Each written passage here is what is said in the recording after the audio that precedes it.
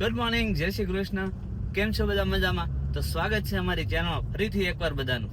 અને વાગી ગયા છે અહીંયા સવારના 7 અને હું જોબ પરથી છૂટી ગયો છું. જાઉં છું ઘરે જઈને મે બી રાધિકાને મૂકવા જવાનું થશે અને પછી નિઝને મૂકવા જવાનું થશે સ્કૂલ પર, અને પછી મારું રૂટીન પતાવીશ ને પછી આપણે ખાધા ભેળા થાવું. ત્યાં સુધી ચા ભાખરીની વેઇટ કરવી પડશે.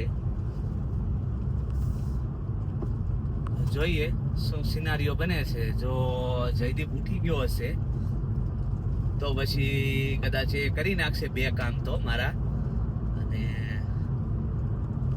હું સીધો મારા રૂટીનમાં જઈશ રૂટીન પતાવવા માટે.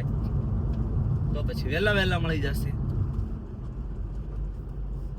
જોઈએ તો શું બને છે. ચાલો, જો 8 વાગી ગયા અને રાધિકાને જોબ પર મૂકીને ઘરે આવી ગયો છું. હવે નીચ ગયો છે નાવા. એને હમણાં રેડી કરીને પાછું એને સ્કૂલે ઠલાઈ જાઉં. પછી એને ઠલવીને આવીને પછી હું મારું રૂટીન પતાવું. ચાલો, તો થઈ ગયા છીએ રેડી.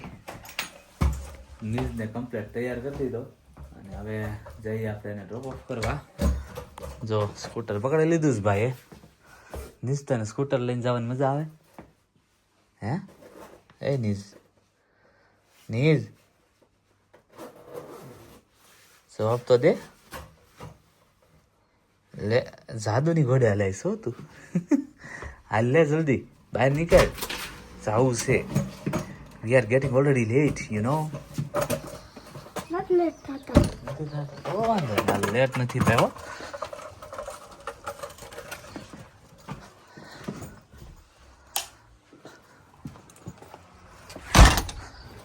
તો અમે લેટ નથી, અમે ઓન ટાઈમ છીએ.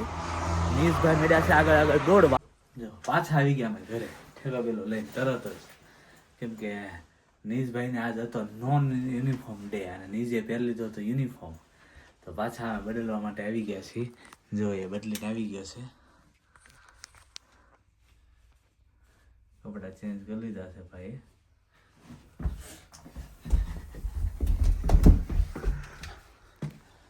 ચલો ફટાફટ હો. એ શું કહીશું?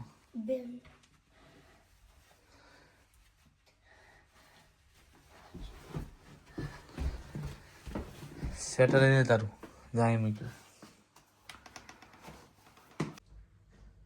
તો વાગી ગયા છે 11:30 અને હું ખાઈ પીને થઈ ગયો છું નવરો. હવે કામ કાંઈ નથી એટલે કરવાનું શું ખબર? એમેઝોનના સ્લોટ ગોતવાના. જો એમેઝોનની એપ્લિકેશન આમ આવી રીતે ખુલે.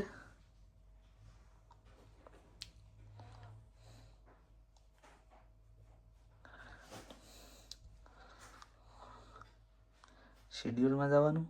આપણી પાસે શેડ્યુલમાં કંઈ છે નહીં. અપકમિંગ ઓફર્સમાં જવાનું તો જો બતાવે છે અહીંયા 2 થી 5 3 કલાક, 2 થી 15 થી 4 45 2.5 કલાક, 7:30 થી 9:30. આ હજી નાના સ્લોટ છે, પાઉન્ડ ઓછા છે એટલે આ નથી લેવા. આમ રિફ્રેશ કર્યા કરવાનું.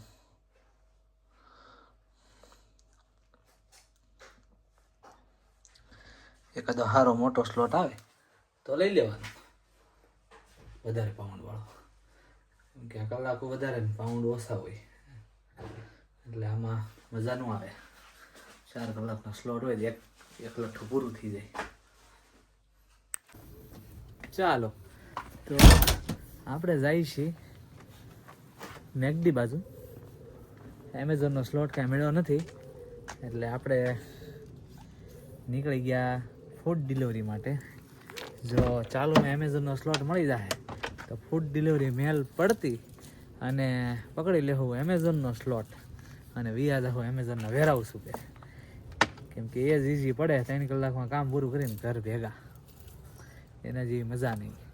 આ ફૂડ ડિલિવરીમાં આખો દી સવારથી સાંજ સુધી એક ડિલિવરી લેવા જવાની, આપવા જવાની, લેવા જવાની, આપવા જવાની. આ તો એક જ જગ્યાએ એમેઝોન વેરહાઉસ જવાનું. 40-45 પાર્સલ ભર્યા, 40-45 પાર્સલ આપીએ, વાત થઈ પૂરી. એટલે એટલે જોઈએ મળી જાય તો કરીએ. હજી એમેઝોનનો સ્લોટ મળ્યો નથી, મળે તો ભાગી જઈએ. ચાલો, તો આ છે અમારો થડો, મેક ડિલિવરી કિચન, અને અહીંયાથી અમે કરીએ ડિલિવરી. આપણી એમેઝોનમાં સ્લોટ ગોતવાનું ચાલુ છે, અને એમાં કાંઈ ખાસ એવા આવતા નથી, એટલે આપણે ફૂડ ડિલિવરી ચાલુ કરી દીધી છે. જો એટલે જોઈએ, હજી એમેઝોન સ્ટીલ ફાઇન આવે તો એમેઝોનમાં ઉપડી જાઉં, નકર આ તો છે જ પછી.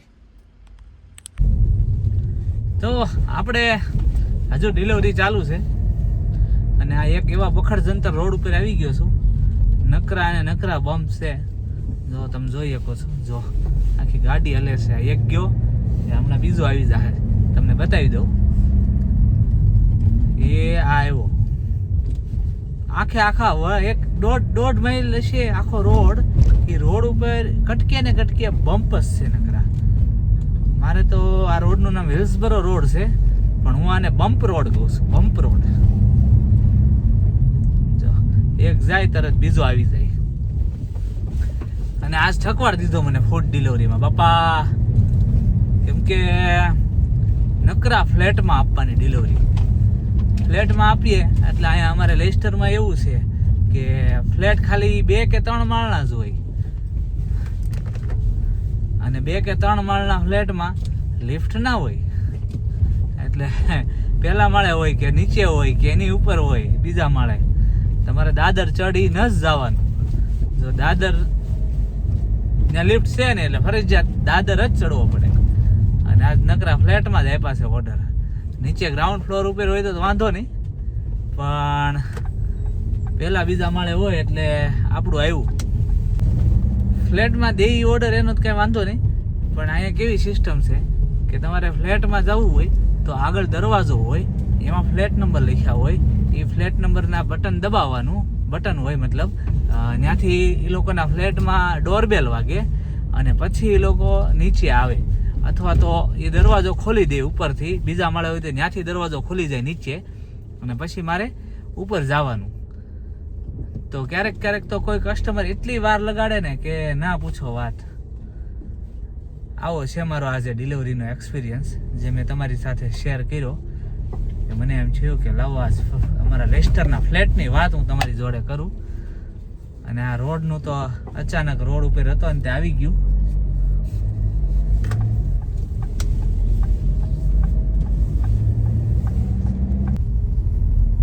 તો જુઓ તમે, આ રોડ શણગારેલો છે. આજે ઈદ છે, મુસલમાનોનો તહેવાર છે. તો હું અત્યારે મુસલમાનોના એરિયામાંથી પસાર થઈ રહ્યો છું ડિલિવરી દેવા જવા માટે. તો અહીંયા મેં જોયું કે આ રોડ શણગારેલો છે. તો આ લોકોની ઈદને કારણે આપણે કેમ મેલ્ટન રોડ શણગારે દિવાળી ઉપર, એમ આ રોડ આખો શણગારેલો છે. અને કમ્પ્લેટ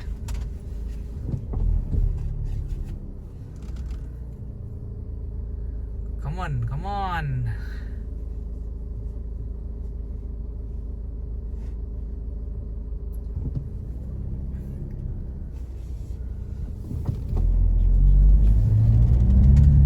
ટ્રાફિક છે આ રોડ ઉપર, ખોટો ચલાઈ ગયો રોડ ઉપર.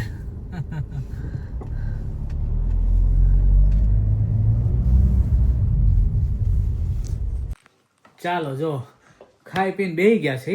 અહીંયા હજી જો જયદીપ મોઢો આવ્યો હતો, એ ખાય છે. અને આ નીશભાઈ બેસી ગયા છે. અને રાધિકા તો થાકી હતી આવીને, તો ઉપર જઈને હવે સૂઈ ગઈ છે.